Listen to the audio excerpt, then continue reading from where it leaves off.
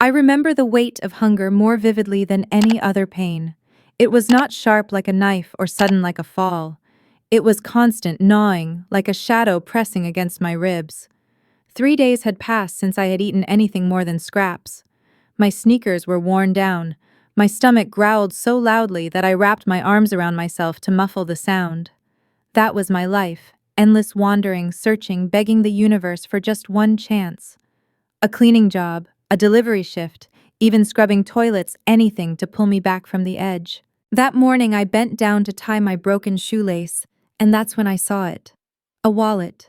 Dark leather, sleek, expensive. My breath caught. My trembling hands picked it up. Inside, folded bills, so many I couldn't count them without crying. One of those bills could have given me a meal. 10 could have bought me a bed. All of it could have changed my life forever. But money wasn't the only thing inside. There were documents, a business card, a name. Henry Mitchell. The moment I read it, my chest tightened. Everyone knew his name, one of the most powerful businessmen in the country, owner of an empire so far beyond my world, it might as well have been a fairy tale. And now, I held not only his money, but his home address. The temptation nearly swallowed me whole. I could have vanished, rented a small room, bought new clothes, started fresh. Who would ever know? But then I heard my grandmother's voice inside my head. The same voice that had raised me, comforted me, scolded me. Do what's right, even when no one is watching. Honesty is worth more than anything money can buy. I closed the wallet with shaking hands. Tears burned in my eyes, not from hunger this time, but from the ache of knowing I would not take what wasn't mine. It hurt to walk away from salvation, but some wounds cut deeper than hunger, the kind of wounds that come from betraying your own soul. So I walked. Hours passed, my legs heavy, until I stood in front of a mansion that felt like another world. Tall iron gates, polished stone guards that looked at me like dirt beneath their feet. "Go away," the man at the gate said, sneering at my clothes, my hair, my everything. "Mr. Mitchell doesn't see people like you." My cheeks burned, but I clutched the wallet to my chest. "Tell him I need to see him. It's important." The guard laughed cruelly, thinking I was after a handout. But I stood firm. "If you don't tell him I was here and he finds out, it won't be me you answer to, it'll be him." Something in my voice must have cracked his arrogance because he finally disappeared behind the walls. I stood trembling, praying I hadn't just wasted the last of my strength, and then the gate opened. He appeared. Henry Mitchell himself. Tall, commanding, dressed in a suit that looked like it had been tailored to perfection. His eyes were sharp, skeptical, already prepared to dismiss me. But I forced my trembling hands forward and placed the wallet in his palm. "I found this," I said. My voice was quiet, but it didn't shake. He opened it, scanning its contents. Cash cards, confidential notes, everything intact. His eyes narrowed, then softened, confusion flickering there. "You didn't take anything. It wasn't mine." That was all I said, but it was everything. He studied me for a long moment. My hair was unkempt, my face pale from hunger, my body shaking with exhaustion. But my eyes, I think he saw something in them. Something honest, something stubborn, something that refused to die even when everything else had been stripped away. "What's your name?" he asked. "Sarah." "And why did you come all this way?" "Because it was the right thing to do." I don't know what he saw in me at that moment, but whatever it was, it changed the course of my life. He told the guard to open the gate, and suddenly I was inside the world I had only ever seen from a distance. A mansion, a palace, a place that reeked of wealth and power. But what I remember most was the warmth of the tea he placed in my trembling hands, and the simple plate of cheese rolls he offered like it was nothing. For me, it was everything. "Do you live nearby?" he asked. I stared at the cup, ashamed. "I don't live anywhere. I've been on the streets for months." His brows furrowed, but he didn't interrupt, so I told him. About losing my job, about my grandmother, the only family I had, passing away, about how everything collapsed after that, how the world had turned its back on me. My words were simple, but behind them was a storm, grief, exhaustion, shame. He said nothing for a long moment, then looked at me with something I hadn't expected from a man like him: sincerity. "You returned my wallet when you had nothing. That tells me everything I need to know.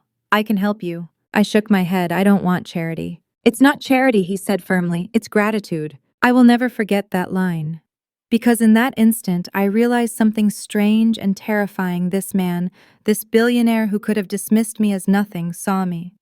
Not as a beggar, not as a thief, but as a human being. And that I would soon learn was only the beginning. The days that followed felt unreal, like I was walking through a dream I didn't belong in. Henry insisted I stay in one of the guest rooms for a few nights. I resisted at first, but the truth was I had nowhere else to go. My body was weak, my spirit even weaker, and the thought of returning to the cold streets after tasting warmth again was unbearable. The room was bigger than any apartment I had ever lived in, with silk curtains that swayed softly when the breeze entered through tall windows. The bed was so soft I cried myself to sleep that first night, not out of sadness, but because I felt guilty for enjoying something so simple. A roof, a blanket, a pillow. Things most people take for granted felt like treasures in my broken world. Henry treated me kindly, though his questions were sharp, probing. He wanted to know everything: my past, my skills, my dreams. I told him about my grandmother's lessons, about my love for reading, and how I once dreamed of becoming a teacher. I told him how life unraveled after she died, how I lost my job, then my home, then my dignity piece by piece. He listened without judgment, and I saw something flicker in his eyes each time I spoke: pity perhaps, but also respect. It wasn't just Henry I met in that mansion. There was Ethan, his young son. The first time I saw him, he was in the garden chasing a ball, his laughter echoing against the marble walls. When his eyes met mine, he stopped suddenly, as if studying me. Children always know. They see what adults overlook. "Who are you?" he asked bluntly. I smiled nervously. "Just a friend. Papa doesn't have many friends," he said, squinting at me like he was solving a riddle. Then without hesitation, he handed me the ball. "You can play with me." That moment cracked something open inside me. It had been so long since I had been seen without suspicion, without disdain. Ethan's innocence, his effortless acceptance, was a balm to wounds I didn't realize were still bleeding. But the mansion was not free of shadows. Servants whispered when they thought I couldn't hear. Some looked at me with kindness, but others with disdain, convinced I was just another woman trying to use Henry's wealth.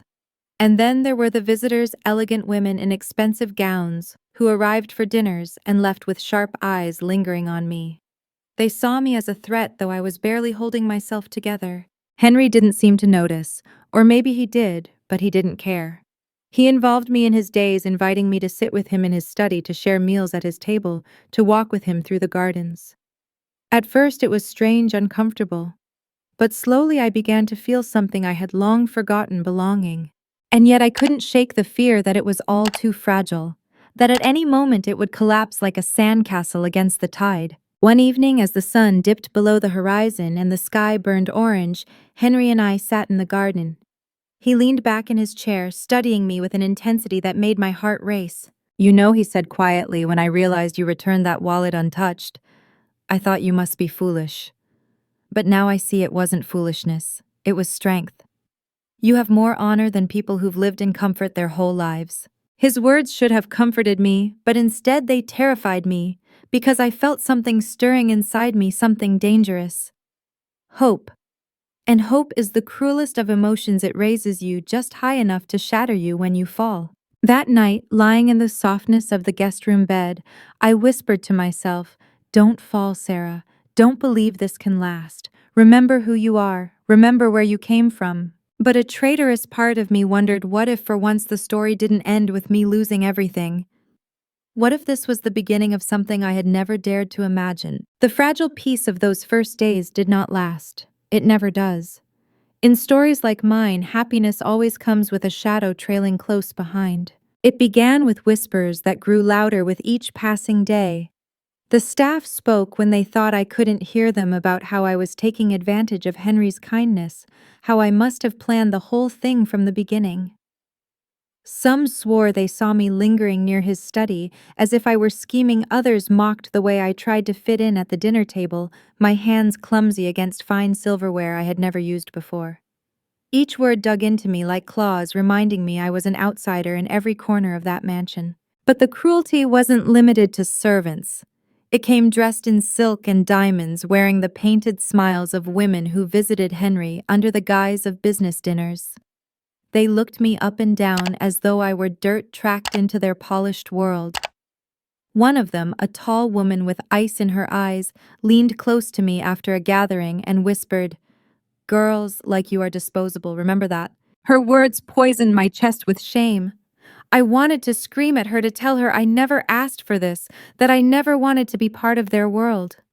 But all I could do was retreat to the garden, hide beneath the shadows of the rose bushes, and let the tears I refused to shed in front of them fall silently onto the soil. Henry noticed. He always noticed. One evening he found me there, my arms wrapped around my knees, my hair damp with tears. He sat beside me without speaking at first, the silence between us heavy but strangely comforting. Finally he said, "I can see what they're doing to you.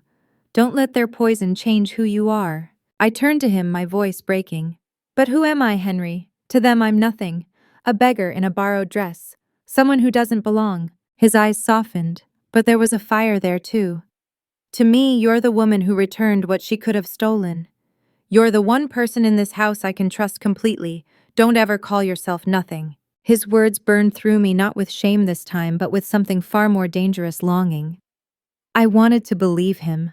I wanted to believe that maybe, just maybe, I was more than the broken woman I saw in the mirror each morning. But every time I reached for that belief, fear dragged me back. Ethan, though, was different. Children never see the masks adults wear.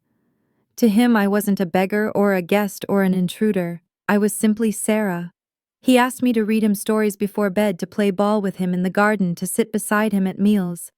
Slowly, he began to trust me, his laughter growing louder, his smiles more frequent. One night, as I tucked him in, he whispered, "I'm glad you're here. Papa seems happier when you are." Those words nearly undid me, because in that moment I realized it wasn't just Ethan who was changing, it was Henry too. His voice softened when he spoke to me. His gaze lingered longer. His laughter came more easily. And in the quiet spaces between us, I felt something unspoken growing. Something that terrified me as much as it warmed me. But every step closer to him was a step closer to betrayal. Not his betrayal, but mine. Betrayal of the woman I had been, of the walls I had built to survive. I promised myself I would never depend on anyone again, never let anyone close enough to break me. Yet here I was, standing on the edge of something I couldn't name, afraid to fall, and even more afraid to walk away. One evening, Henry invited me to a gala at his company. "You don't have to dance," he said with a small smile, perhaps remembering the cruel words others had thrown at me. "Just be there, beside me." The thought made my stomach twist with both dread and longing. I had no gown, no jewelry, no polished mask to wear. I had only myself, fragile and exposed. But when he looked at me, waiting for an answer, something inside me whispered that this night might change everything, either shatter what little I had gained, or open a door I never dared dream of.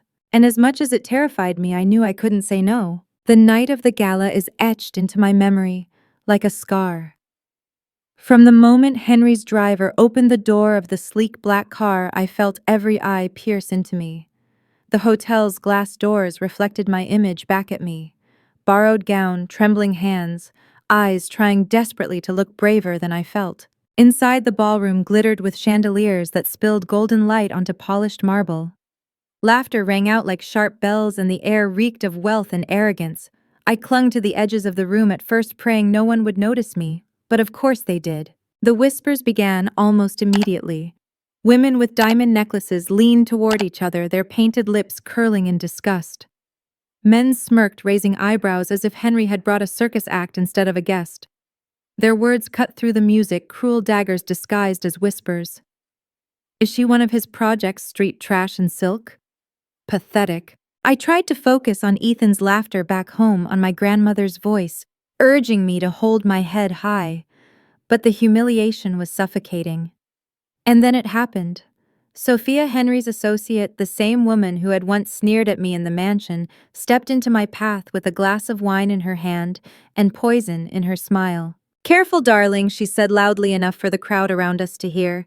"This isn't the street corner you crawled from." Laughter rippled through the circle of onlookers. My cheeks burned hot, my throat closed. I wanted to scream, to throw the glass in her face, to run. But before I could move, Henry appeared at my side.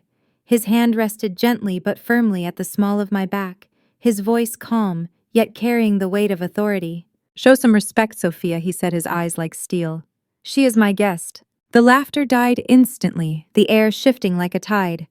Sophia's smile faltered, her mask cracking for just a moment before she hissed, "Your guest or your charity case." Henry didn't flinch.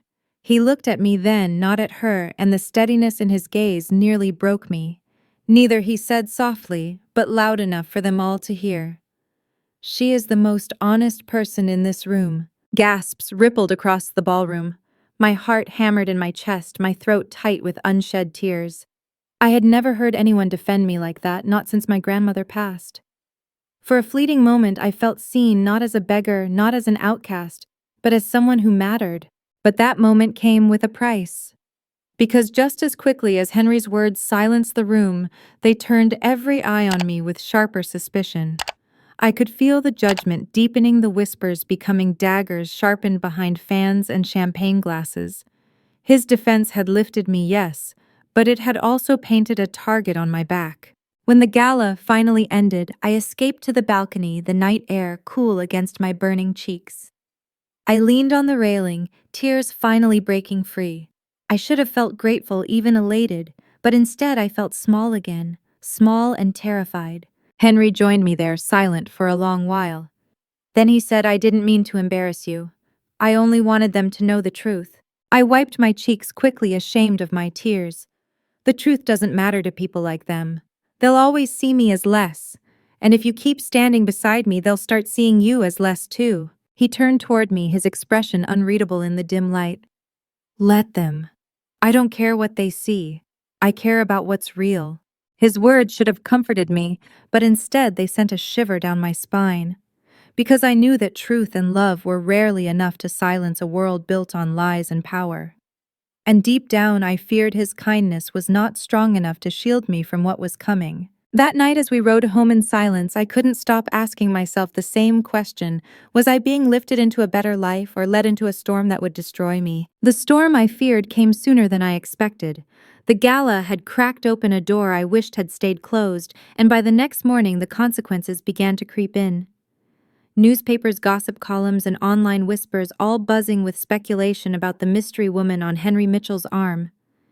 They didn't use my name yet, but their descriptions were enough. Words like street rat, charity case, and gold digger spread like wildfire. I tried not to look, but the staff in the mansion did. I could feel their glances shift from curiosity to contempt. Conversations hushed when I entered rooms. Plates clattered a little louder when I sat at the table. No one had to say it, I was no longer invisible. I was despised. Ethan, bless his innocent heart, didn't understand the change. He still asked me to read him bedtime stories, and still clung to my hand when we walked in the garden. "Don't listen to them," he whispered, once his little face furrowed with worry far beyond his years. "Papa says you're good. I know you're good." His words nearly broke me because I wondered if Henry still believed them too. For days, Henry was quieter, distant. Buried in meetings, his phone pressed constantly to his ear, his brow furrowed. When we did cross paths, his eyes carried something new, guilt, maybe, or conflict. I wanted to ask him what was happening, but fear held my tongue. I couldn't bear to hear him say what the rest of the world already believed, that I was a mistake. One evening, unable to carry the weight of silence any longer, I found him in his study. Papers littered his desk, the glow of a lamp casting shadows across his tired face. "Henry," I whispered, my voice trembling, "am I ruining your life?" His head lifted sharply, eyes narrowing in shock. "What?" I swallowed hard, my throat dry. "The whispers, the headlines, the board? Everyone is tearing you apart because of me. Maybe I should leave." The silence that followed felt like a blade against my skin. For a moment I thought he would agree, that he would let me go as easily as the world wanted him to. But then he stood, his movements slow, deliberate, and he walked toward me. "You think this is about what they say?" he asked softly. His voice trembled not with weakness, but with something raw. "Sarah, I don't care what they print. I care about the truth I see every day. The woman who returned my wallet when she had nothing. The woman who has given Ethan laughter again. The woman who... He stopped, his jaw tightening as if the next words were dangerous. The woman who's made me feel alive in a way I haven't in years. My chest ached, tears burning hot in my eyes. Henry. He lifted his hand, hesitated, then let it fall gently against mine. Let them gossip. Let them sneer. They don't know you, but I do. It should have been enough. His words should have healed me, steadied me. But instead, they made the air heavier, the ground shakier. Because what he said next tore open wounds I didn't know still bled. My family won't forgive me for this. The board is already threatening to strip me of control, and yet I can't. His voice cracked. He shut his eyes as though fighting himself. I can't let you go. My heart froze. Because in that confession I heard not just devotion but doom. If he held on to me, he risked losing everything. If I stayed, I risked destroying the only man who had ever truly seen me. That night, lying awake in the soft bed I no longer felt worthy of, I realized the cruelest truth of all: love is not always salvation. Sometimes it is the spark that burns down the life you tried so hard to build. And I didn't know if I had the strength to watch it burn. The days that followed felt like living on the edge of a collapsing bridge. Every moment stretched with tension, every breath carried the weight of choices I wasn't ready to make. I could see Henry unraveling under the pressure. His phone calls grew sharper, his temper shorter, the shadows beneath his eyes darker. The board was circling him like vultures waiting for the moment to strike. And I was their weapon. Sophia appeared again, this time in Henry's office while I happened to pass by. Her voice was low, but venom dripped from every syllable. She'll be your downfall, Henry. One woman with nothing to her name will bring you to ruin. Let her go before it's too late. I froze outside the door, my heart pounding. His reply came after a long silence, quiet but steady. I'd rather lose everything than betray her. Tears blurred my vision. It was devotion, yes, but also madness. I wanted to burst in to tell him not to fight for me, not to destroy himself. But my feet wouldn't move. Instead, I ran to the garden, the place that had become my refuge. That night I made a decision. For him, for Ethan, for myself. When Henry found me, the stars scattering silver across the sky, I spoke before I lost my nerve. I can't stay. If I do, you'll lose everything. His face tightened with pain. Sarah, don't. I shook my head, tears streaming. You gave me back my dignity, Henry. You showed me that I was more than the world's whispers. But I can't let you pay the price for loving me. His voice cracked. And what about me? What about Ethan? You think walking away will save us? It will only break us. I pressed my hand to his chest, feeling the steady thunder of his heart. Sometimes love isn't about holding on. Sometimes it's about knowing when to let go. He closed his eyes, his forehead pressing against mine as if memorizing me. In that moment, I felt both cherished and shattered, because I knew this was the last time. The next morning I left before dawn. No goodbyes, no explanations, just a note folded on the desk of his study. Thank you for seeing me when no one else would. Thank you for giving me a reason to believe in myself again. But I cannot let my presence destroy your world. Goodbye, Henry. As I stepped back onto the streets, the chill of the early air biting my skin, I felt both empty and free. I had nothing again, no bed, no silk gowns, no mansion walls to protect me. But I carried something I had never carried before. Strength. Dignity. The knowledge that I could walk away with my soul still intact. Weeks passed and I built a life brick by fragile brick. Small jobs, modest rooms, long days that left me exhausted but proud. Sometimes when I passed tall buildings of glass and steel, I wondered if Henry was inside one of them, his heart aching like mine. I wondered if Ethan asked about me at night. The pain of not knowing was unbearable, yet I held on to the belief that leaving had been the only way to save them. And maybe, just maybe, love had not ended in that mansion, it had simply transformed. It had become a lesson, a scar, a truth etched into my bones. Because if my story means anything, it is this: life may strip you bare. Betrayal may wound you. Love may burn you, but each trial leaves behind something precious. A fire that refuses to be extinguished, a dignity no one can steal. I am no longer the homeless woman begging for a job on the street. I am the woman who found herself in the act of losing everything. And though my heart still carries his name like an old wound, I walk forward knowing this: the greatest revenge against a world that tried to erase me is to keep standing. Thank you for listening to my story. If it touched your heart, if it reminded you of your own battles with love, betrayal, and survival, please like this video, share it with someone who needs hope, subscribe for more stories like this, and tell me in the comments what dignity means to you.